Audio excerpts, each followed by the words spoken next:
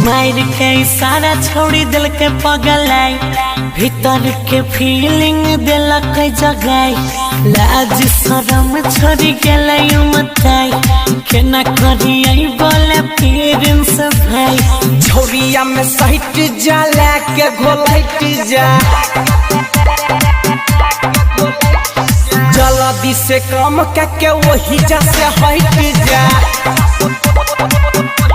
रे मार के इशारा छोड़ी दिल के पगलाई, भीतर के फीलिंग दिलक जगाई, लाज शरम छोड़ी गेलै उमताई, केना करियै बोले पेरेंट्स भाई।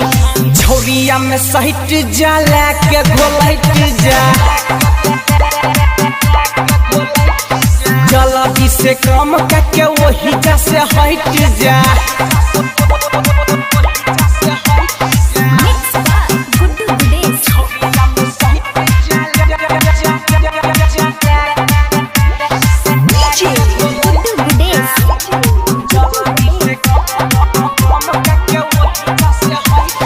चढ़ल अच्छा जोश बड़ा दास नहीं कर, माना हमर बात टाइम पास नहीं कर। हमर लागे छे एकर पूरे छे मन, तैसे आगा आब के करे छे फना फन। झोरिया में सहित जा लेके घोलैट जा, जल्दी से काम करके वही जा से हट जा। रे मार के इशारा छोड़ी दिल के पगलाई, भीतर के फीलिंग दिलक जगाई, लाज शरम छोड़ी गेलै उमताई, केना करियै बोले पेरेंट्स भाई।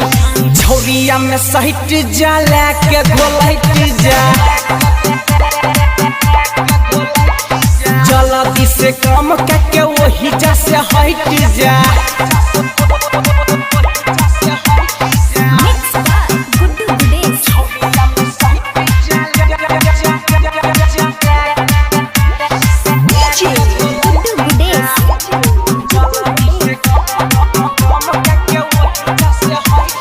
मिलल छमका या तू कर नहीं हो मिस, गोरे गोरे गलिया पला ले एगो किस। डर लागे छे बदनाम हो जेबै, कहै छो गौरव सरेआम हो जेबै। यारू नो हो सैट जा लेके घोलैट जा, जल्दी से काम करके वही जा से हट जा।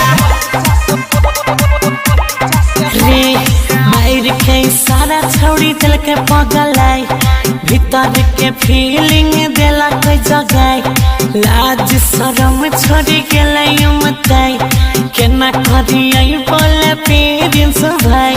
झोरिया में सहित जा लेके घोलैट जा, जल्दी से काम करके